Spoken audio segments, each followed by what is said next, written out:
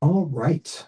So, Tony, going back to our or our five control questions that we ask everybody. Looking back at your first year in real estate, and just so everybody knows, we do not hand these out ahead of time. This is meant to be one of those call people on the carpet type of things. So please don't. There's some people that we've asked these questions to, and they just kind of stare. So that's fine. If you don't have an answer to it, it's completely fine. I'm like, do you even know me? Yeah. I'm like, So, but looking back at your first year in real estate, what do you spend time on that didn't, or what did you spend time on that didn't actually move the needle on your business? And what should you have focused on more in that first year? so it technically wasn't my first year. I worked for a flip company and I developed real estate investors. So my first year as an independent agent, things that I spent time on, I, I guess it was like busy work, right? I mean, this job is a contact sport. And so I wasn't contacting, I was organizing or planning, which is very important stuff, but you need to be able to do the balance. Now, I make calls instead of, um, hoping, like wandering the streets looking for someone to talk to, make an actual plan and then execute, which is the tricky part. I like that. The busy work, because a lot of people, they get on that hamster wheel and they just run. And you work on your business or in your business, not on your business. I like that. Sorry, I'm just, again, we're on real estate time. So for the first 15 minutes, I have to click back and forth and admit people while I'm asking the questions. What was the exact moment or decision that shifted you from trying to make it to building a consistent momentum? And what did you do to change your daily routine? I know the exact moment. So again, I cut my teeth working for a flip company. And so we did 75. I'll mention this part also quickly, but 75 on average, 75 units I helped investors purchase over 3 years. And so it was very transactional. That was what I cut my teeth on. And I remember Chris Deerdorf sat me down, I had a struggle and he was like, okay, let's analyze this. And he showed me how how I was working transactional and not relationship. And so we redirected my focus to be a relationship style realtor versus a transactional realtor. And by that, it means it's not because I was hungry and I just really, how many deals can I get on the board this month? And it was that focus versus how can I serve people? How can I help people get to their happy place? What can I do for you? And so that's the moment that things switched for me where my output was different and it was, I don't know, more peaceful. So gearing more towards intentional activity, like making sure you were actually checking off boxes and not just wasting energy. Well, and staying in touch, really implementing, I started birthday cards, I started anniversary cards, I started the check-in like 2 weeks after the closing. Hey, how is this happening? What's going on? Whatever their case was, how'd that turn out? Does your kids love their room? I mean, just whatever to be more relationship building. Okay. It's funny how you can pinpoint. I like that you were able to pinpoint the exact moment in time where everything shifted. It was a physical pivot. That conversation, Tony, you're not doing it right. And it changed after that. So a little bit of honest self-reflection goes a long way. Yeah. Here's the one I love to ask people, because in the beginning, when they first start out, we talk about, work your sphere of influence. What does that mean? And nobody really has an answer to that question. And it's kind of one of our biggest pet peeves is don't just tell people work sphere of influence. What exactly are they doing? So if you had to start over today, no database, no sphere, no brand, nothing, just starting from scratch, what would your first 30 days look like? Okay. So, I would go to my phone and I would every single person that wasn't repelling, I would call. Sorry, there's investors in there. I would call and say, hey, this is what I'm doing. And, maybe not you, but if you could tell anyone who's looking to buy or sell, I would love to be the one that, if you could, give me a shot, I would love that. This is what I'm trying to do. This is what my goal is. And so literally every person on my phone, guess what I'm doing now? Oh my gosh, who can I help? One, two, I would probably go on social, like I would what's the market doing? I would find a house that I like, that speaks to me. And I would either one, ask that listing agent if I could do some talk about it, two, stand out front of it and talk about it, maybe even just a market report to become the expert out into the sphere to tell people that are on my Facebook and Instagram, this is what I'm doing now, and here's what I know, and do you want to know more? And who wants to meet for coffee? So I would also try to anyone I could get to meet for coffee with me, I would try to, get coffee appointments in the beginning. So learn my market, tell everyone I know, like literally work it into every conversation. And Sean, actually, we were brainstorming this morning. Sean is a realtor. He's my partner. He's a good realtor, but he said, I work it in every single conversation, even if I didn't do anything that day. And someone's like, oh, how's your day? I don't just say, it's good. How's yours? I say, oh, it's great. I just left an inspection and it went really well. And I think this is going to be a great house for my buyers, even if I didn't just leave an inspection. But that way they go, oh, what do you do? Why do you inspect? And then it opens the door for you to talk. I, also in the very beginning, I would try to look at 10, like if I was new, I would try to look at 10 houses a week so I could learn the market and see what these houses look like. And vacant ones, where you're not bothering a seller, open houses, really learn, pick a zip code and see if you can get inside every single house that's on the market. Question from the chat is, would you focus solely on Iron Valley listed homes or consider listings by other brokerages? Iron Valley, certainly out the gate. I mean, if there's one that screams to you, and maybe ask that realtor. Some say no, which is weird for me, but it's case by case. But certainly Iron Valley is going to tend to be more, yeah, man, go show it, go post it, and less problematic where, Howard Hanna is like, I don't know. I mean, if you have a friend that has a listing and you know them, but I would definitely start out in-house. We have so much to choose from. Got a very, very huge library of pre-generated social media content that you can share without needing a media release or getting a check by anybody. So if you're starting out, it might just be a good idea. If you're not very creative with Canva or you're just looking for other things, might be a good idea just to go to whatever of Iron Valley you are and look at the listings and things that are getting posted out there for people to make sure that you're posting things that are brand compliant that aren't going to get you in trouble. So my personal favorite question: what is the hard truth about this business that new agents don't want to hear, but absolutely need to understand? I don't know if you don't want to hear this or not, but you really have to be grounded. What were you just doing? Sorry, Sean was doing this, like pounding. Because so you really have to be emotionally stable. Because this is literally like, I'll have days where I started out on a high and then you get dropped, and then you get another high and then you get dropped. And you literally have to be able to take both sides and bring it in a little to just kind of stay centered and grounded and know that the next one is coming. So when it's really shitty and you're just like, why am I doing this? This job sucks. Just hang tight because the swing is coming shortly after. And it's just sort of like that always. And you can't take anything personal, and you have to know that you literally are just a tool. Like I had this amazing relationship with this person and now we barely talk, and it's because I'm a tool and they don't need to pick up this tool because they don't need the services of this tool until whenever. And so you can't take anything personal, and you have to really just kind of stay grounded. Excellent. I like that. Case in point, 3 days before settlement last week, I had a buyer walk away from the transaction and give up a $10,000 EMD. Oh my gosh. Just with no explanation other than the aura of the home is off. Oh my gosh. Which is the first time that's ever happened to me. And then getting into it, that was kind of like a, really? Yeah. Really? So two things with that lesson, like one, radical acceptance, right? You have to practice radical acceptance. And I lost there it is. And also you have to don't take that personal. And you can't want it more than your client. Chris Deerdorf also taught me that.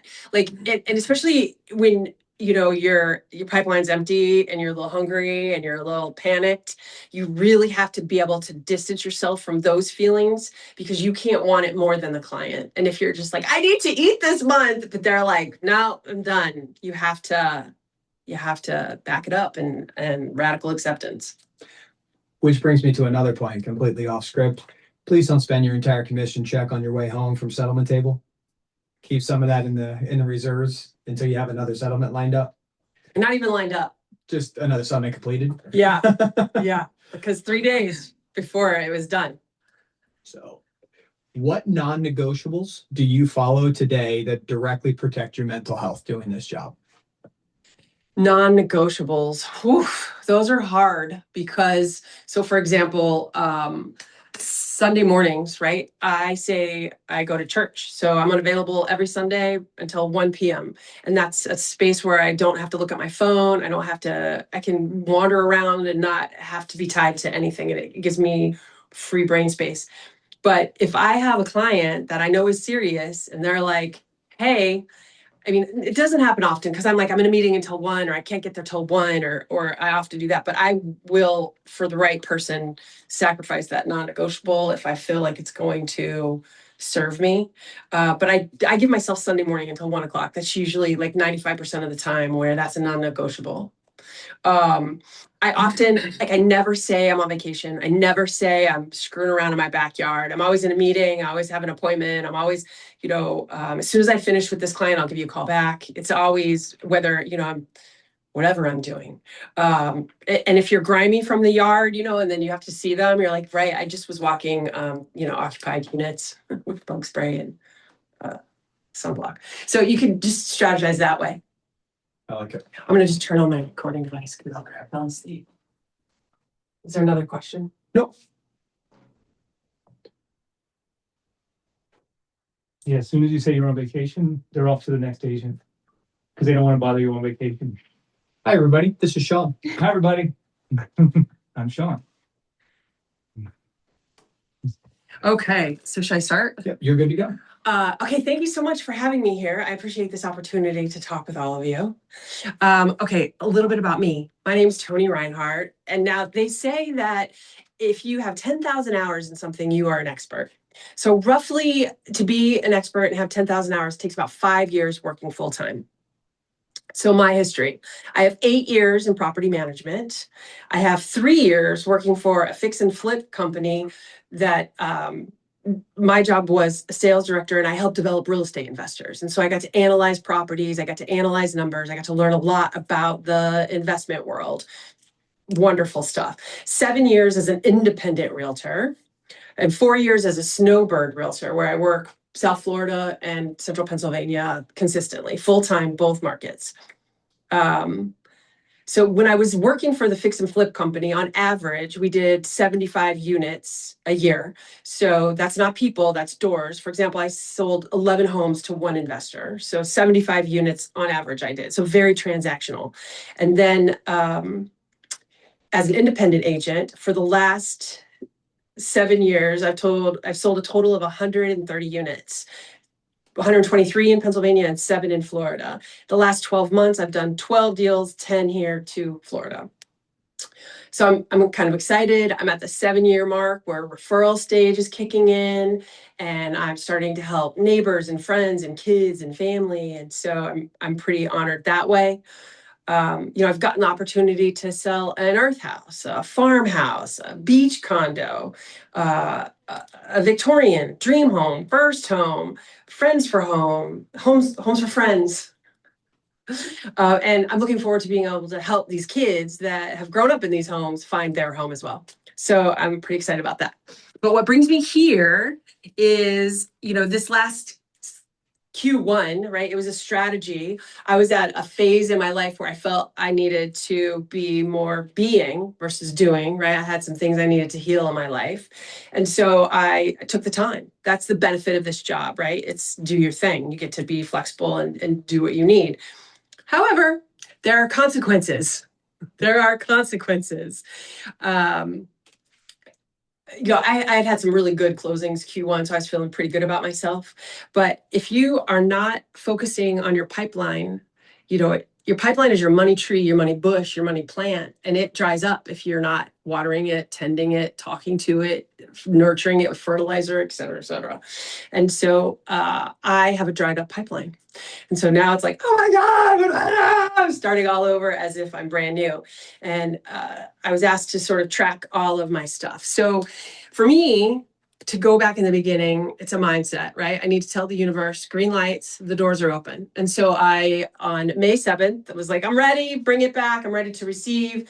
Did the whole visualize, what does it taste like? What does it smell like? What does it feel like? I was in my garden of money blooms, if you will. For me, my first visualization is all the yeses. Yes, I want to see that home. Yes, I want to put in an offer. Yes, let's close. Yes, yes, yes, yes, yes. And so that's, jumping up and down. Yay, yes. But here we are now. So that day I made that green light go on. Literally 2 hours later, I got a referral from another agent. She said, hey, I have this client I don't vibe with. I think you would do just fine. And so, yay, I got a referral. And then that night, this one is a good feather in the cap. I got an email from someone who had gone online and Googled who is a good realtor to sell an old house. And my name popped up.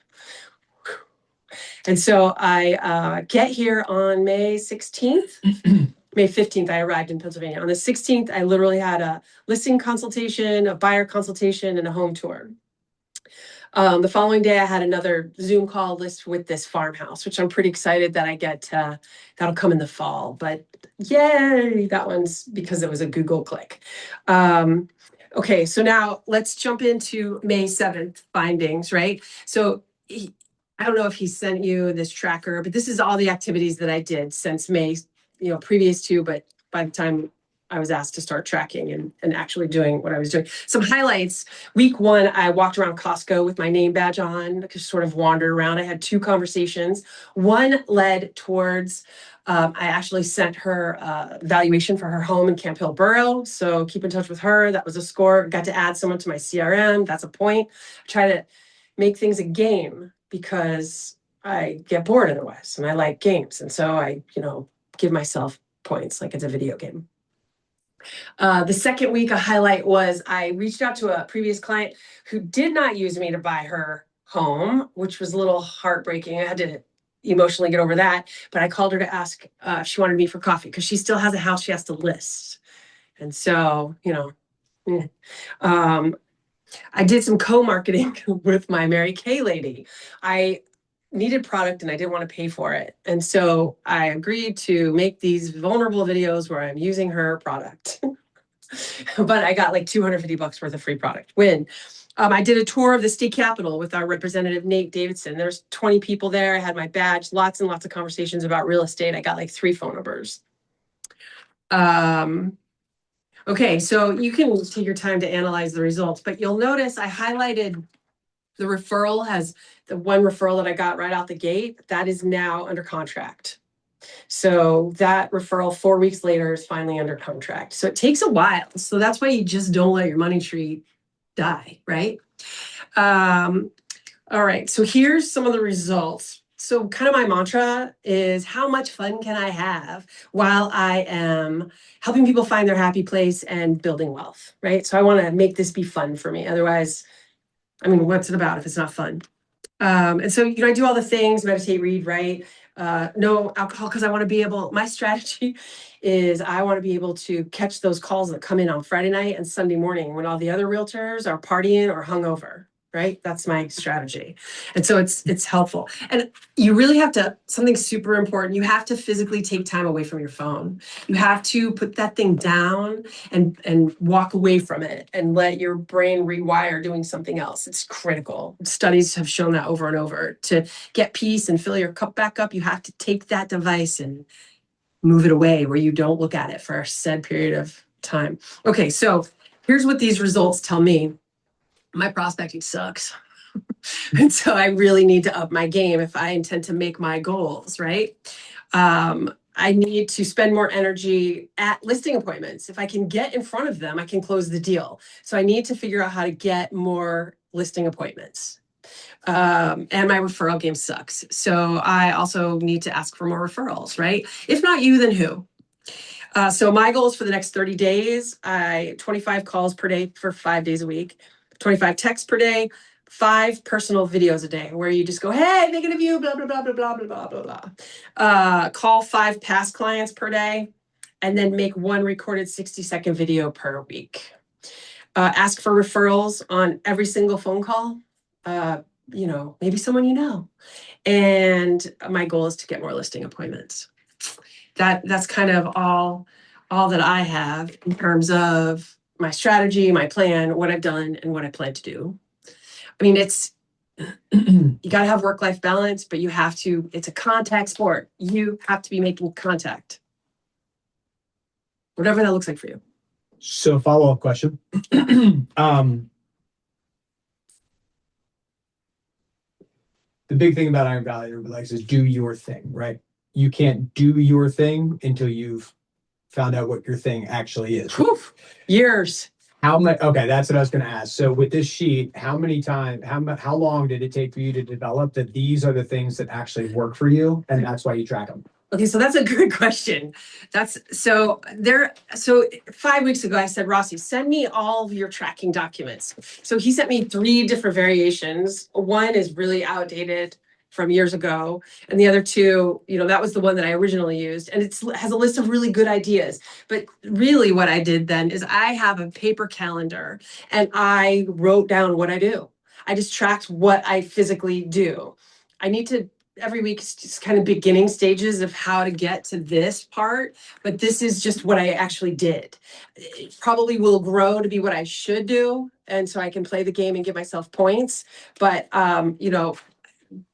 you block off 2 hours for calls, right? You block off on your calendar, and so that's what I just did to develop. Have you ever tracked your own hours? Have you ever done a time study of yourself? Where every 15 minutes you write down what you've done, and you do that for minimum 3 days, but 5 days at least to track a week and see what you do. And then you can take that and see what results you get. So you tweak what you do into doing more of what you need to do, which is the phase. So my second month of tracking will include more of what I need to do. Does this all sound pretty familiar? Okay.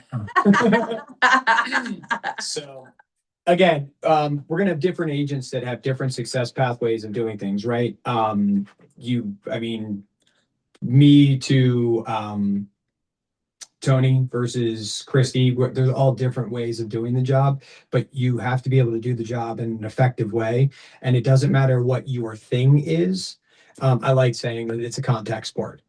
Because it doesn't matter. You have to get out in front of people. You have to physically talk to people, interact with them. Now I know that it's 2026 and I'm a huge fan of technology. So you can Zoom call and you can do anything else that you want to, but at the end of the day, nothing beats the interaction you're going to get from physically making human contact with somebody else. So that's why we track those numbers on a weekly basis for you, to be able to kind of ensure that you're going out there and actually making those interactions and creating those touch points, right? And I really love that you brought up the calendar several times.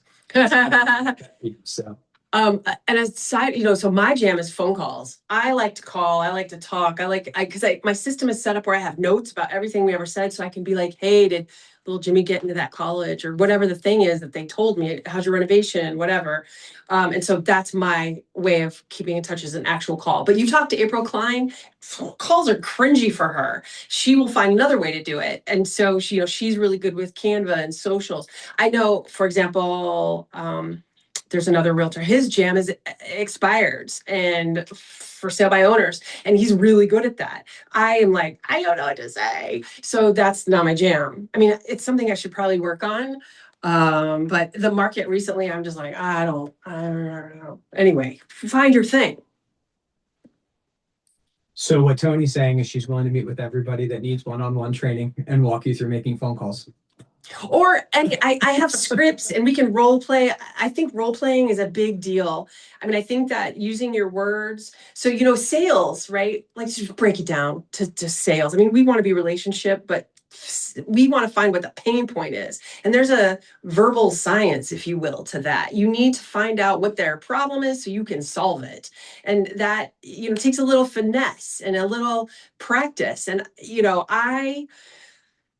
you can't just come at somebody. You have to almost make it their idea. I mean, it's an art and it's a science. And so you have to role play, in my mind. And so anyone who wants to get into expireds or for sale by owners, there's a bajillion scripts out there. I will role play with you. Let's get good at that together. I mean, or calls or whatever. And it doesn't take long, but you have to build a framework and then you get the muscle memory. But like there's a in the influencer I follow, and she literally did a video on like the I don't know 6 steps to closing a deal, and it's salesman, and she was very generic for whatever topic, but there's a process of how you get them to be relate to you, accept you, trust you, and then you can what's your problem, and then you can figure out whatever it's time or my spouse or whatever the objection is, you can twist that and be like, how long, I've been talking about this for like a year. What's gonna, and it's so you have to role play so you know what your words are and you're not stumbling and going, what was I supposed to say? You get it down. I mean, I used to think there's like 16 things you basically say. And so if you can just get really good at those conversations, you can be good at sales. Yeah, you can't do this job there are very few people that do this job right off the bat, can just walk out the door and talk, that don't have some sort of previous experience, right? So if you're struggling with what to say, or you feel like I had a mentor call it in the beginning of my career, your tongue turns to bubble gum every single time you're trying to talk, go talk more. Go do more of that thing. If phone calls aren't your jam, make more phone calls. I am a huge fan of public speaking. I hate trying to talk to 1 or 2 people at a time. Put me in front of a crowd and let me just talk to them. I'll Robin Williams like Good Morning Vietnam to try to get the room going. And that's the way that I do my business. There are other people that if I had you just stand up at a conference table, you'd probably pass out, right? So it's all about learning what your skill sets and talents are. I know Justin says this on repeat. I'd like to echo it as much as possible. Don't worry about your weaknesses. Figure out what your strengths are. Figure out what those 2 or 3 things are, and then hammer them like crazy. And in the beginning, play with them all, because you really don't know. I mean, give yourself a month to do for sale by owners. Give yourself a month to do expired, a month to make calls, and kind of sit in there. And when you get a new job and you're the manager of a warehouse or a restaurant, they make you do every single position so you have a clear understanding. And so think of it like that as well. 2 questions that are in the chat. Dumb question, but where do you find information to achieve 25 calls per day? Okay, that's a good question. So out the gate, I have an advantage because I've been a Zillow Premier agent for 7 years. And so I have a 7-year worth of CRMs of leads coming in. But now I'm like, hi, we spoke 5 years ago. Remember when you were buying a house? And so that can be good and cannot be good. Here is, if I didn't have that, I have 123 people I've sold or helped buy a home to. So that's a thing. All of my leads. So some days I go to my MLS, and I don't know if Connect has this or not, but Bright has it, and I look at my portal, and every single person who's been recently in the portal, I call them. Everyone who I had this in the tip. I should have written it down all the different ways. Through my phone, people I want to talk to that I might have, anywhere, like start collecting who you can call and have your own lists, right? So sometimes I'll be inspired by a house. And so it's this rancher that's available in Camp Hill. Who do I know? I query, and then I call all those people. Anyone looking for a home in the 300,000 range, and this house is great, it comes with inspection, it's clean. It just gives me an excuse to call them. That's sort of, and you just sort of collective ways of people who you want to talk to for what reason. If I can add, of course, work your CRM. Have a CRM, have something. I don't even care if it's just an Excel spreadsheet. Keep track of the people that you're talking to, because those 25 conversations that you're going to have a day are not going to be the same people all the time. And that's why when we talked in the very beginning about spheres of influence, there isn't just a sphere of influence. I have probably up to a dozen spheres of influence that I'm working at different points in time. So by working my CRM, knowing who my people are, taking those notes in the system, I am able to then pivot on those 25 points based off the hot sheets that pop up on Bright every day. And the CRM is the first thing. I just have an advantage because I've got a big pile of people, where when you're starting new, you don't have that. I got to call Sean out for his CRM. I did a season of exploring CRMs. What's your favorite CRM? Everybody said the one you use. That's the best CRM. So I spent time using lots of CRMs, and then I'd look over at Sean at his desk, right?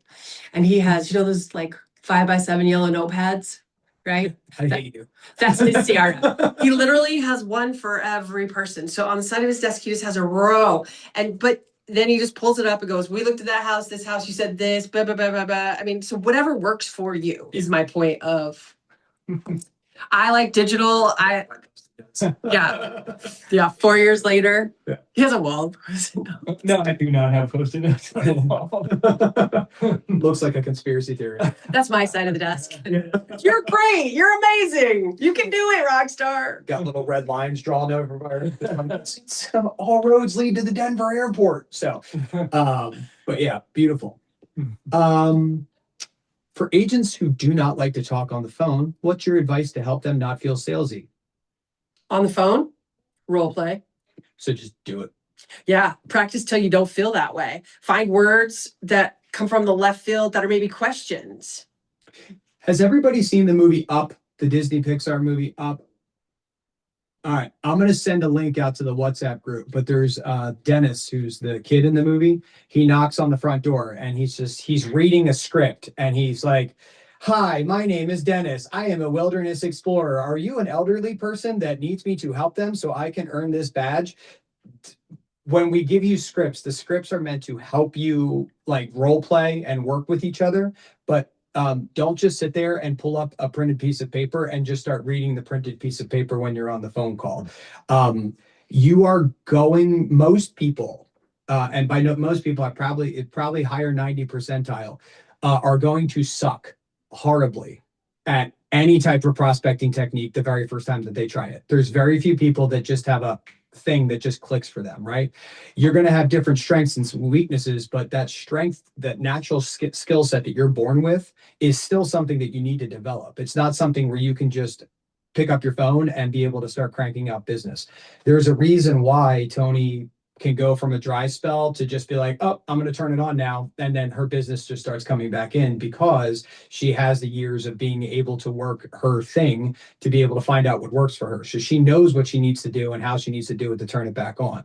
The biggest thing I see on a weekly basis is everybody's making a handful of contact attempts, but nobody's actually trying to reach out to people. To go back to that question though, if you have a cell phone, you have a sphere of influence that we can use to help you start working to reach out to people. You don't need to make 25 calls a day to be able to crank out solid business. You just need to be able to reach out to people. And again, don't lie to yourself about the conversation. Was it a good conversation? Were you keeping the person on the phone longer than they wanted to be on the phone? These are like social cues that you're going to start relying on that you don't even realize that you've been using your whole life already before you got into real estate. Yeah. And brand new, if you're calling people out of your sphere, your friends want to help you. They'll tell you, and it's you can make it be fun. When you move out of people who you know, and it's little like the next ring of distance, something that really helped me because I'm a game player, count your no's, right? So I remember when I was doing investment properties, my number was 36. I would get told to F off, get hung up on, you pound sand. And I was like, yes, another one. Because I knew when I got to 36 near there, I was going to get a yes, let's buy. And I was like, woo. And so find what your number is for no's. Chase the no. Mm-hmm. There was what I say to them is hunt the no. Hunt the no, find the no.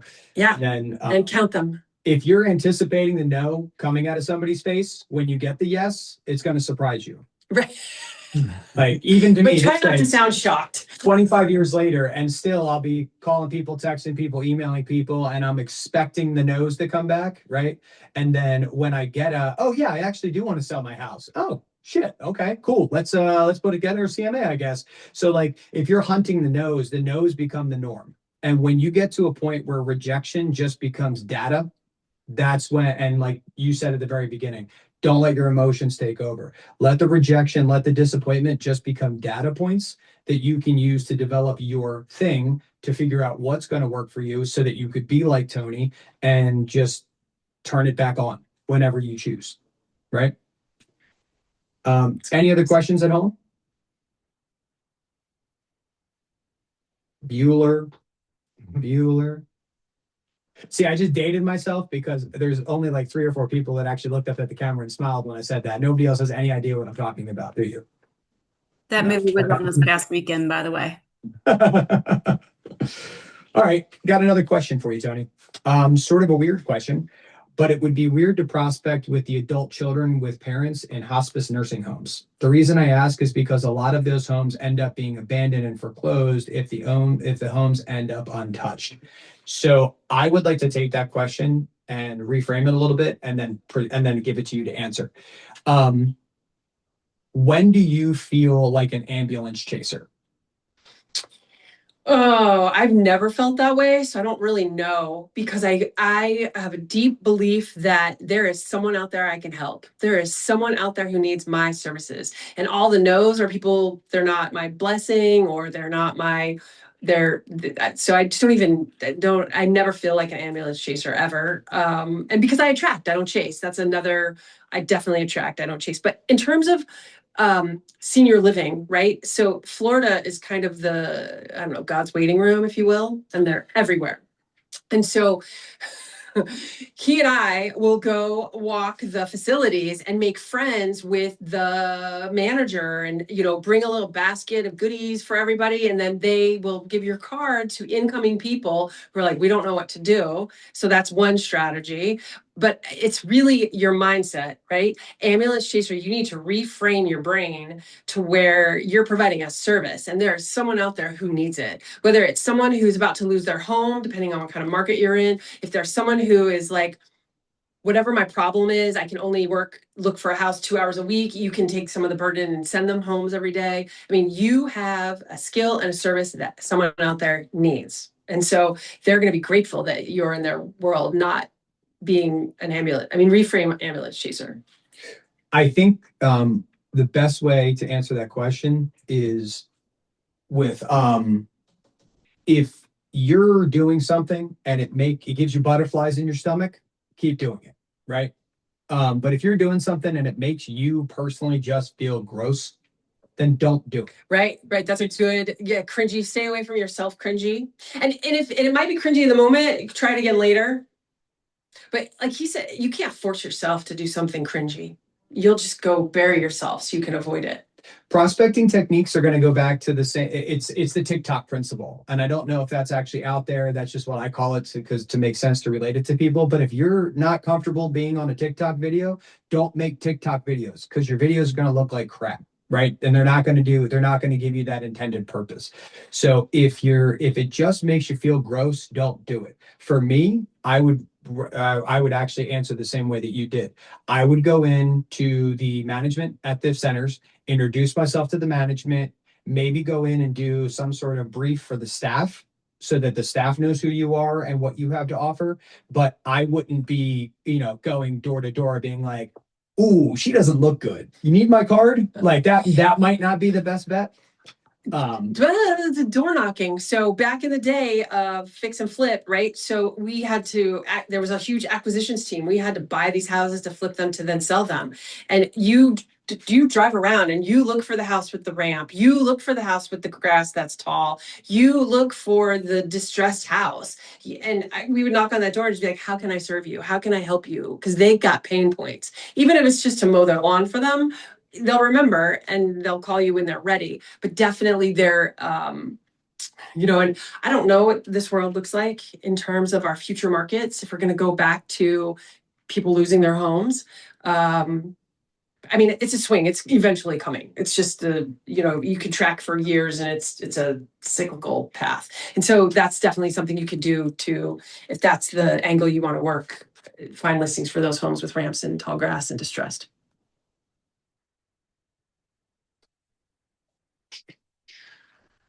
So follow up to that is this agent used to work in a nursing home, and she really wants to try to help the people and the families because she understands what they're going through. And a lot of them are just freaking out, and she'd love to be able to give advice. Again, going back to that same answer, do what you feel comfortable with, because if you feel grody and gross in that moment, it's going to come across that way when you're trying to portray it. Trudy and I were having a conversation the other day just about commissions and the way people submit offers and stuff like that. Her and I were on two different sides of a coin, but that's fine. We can both have a different mentality about it because we're both doing the job the right way.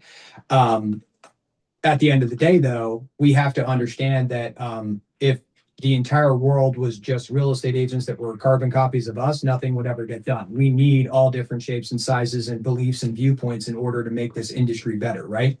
So when we're out there and we're interacting with a lot of other agents, not just in Iron Valley, I'm talking about agents in general. If you're interacting with any other agent, never attribute to malice what can be attributed to incompetence. It's a very simple thing to just ask somebody why. Why are you doing what you're doing? What is it? What's your thought process? What are you thinking? Don't be afraid to have conversations with other agents and ask tough questions. Because a lot of times the question that you think is tough really isn't a tough question at all. It's just a simple conversation.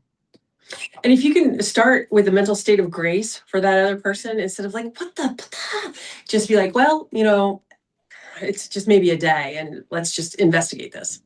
And a lot of people do not have the opportunities that you guys have with this mentorship program. Nobody's sitting down with these new to business agents at a lot of other places and saying, you need to do X, you need to do Y, you need to pivot, you need to do this. These are the documents you need to familiarize yourself with. Again, not trying to advertise the program, but just a dose of reality. A lot of the people that you're going to interact with aren't getting this much training out the front gate. So don't be afraid to just simply ask why, and maybe you can teach somebody else something. And that is the way in which we make the industry better as a whole. And even I had a listing and I got a contract recently from I don't even know, 25 years at least she was a realtor.